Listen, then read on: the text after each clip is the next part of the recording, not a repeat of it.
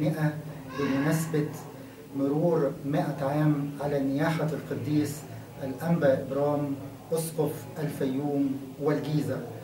وفي الحقيقة الفيوم بلد الأمجاد، لها أمجاد قديمة وحديثة. الفيوم زهرة الصحراء وبرعم الوادي.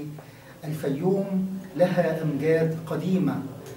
هناك حضارة الفيوم قبل التاريخ وقبل الأسرات. هناك بورتريهات الفيوم في الفن القبطي. هناك اللهجة الفيومية في اللغة القبطية. الفيوم لها تاريخ طويل وقديم. إذا رجعنا إلى السنكسار القبطي نجد الفيوم تذكر فيه حوالي 20 مرة.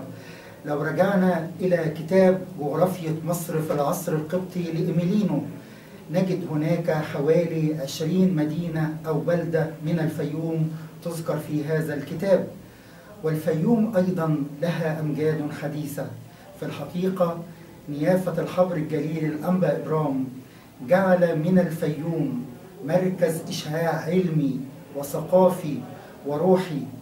نذكر رسالة الماجستير التي ناقشها نيافة الأنبا إبرام عن القديس الأنبا إبرام أسقف الفيوم والجيزة الأسبق. نذكر رسالة الدكتوراه التي ناقشها نيافة الأنبا إبرام.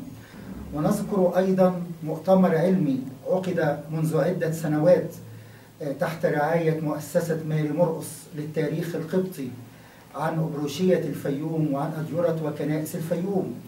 وأيضا هناك مؤتمر تتبناه مكتبة الإسكندرية بالتعاون مع أبروشية الفيوم عن حضارة الفيوم.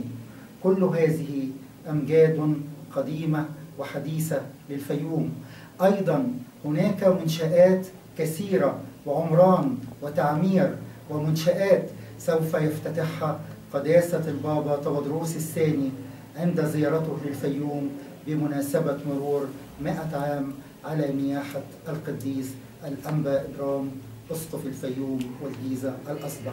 تهنئة للكنيسة كلها وبخاصة أبروشية الفيوم.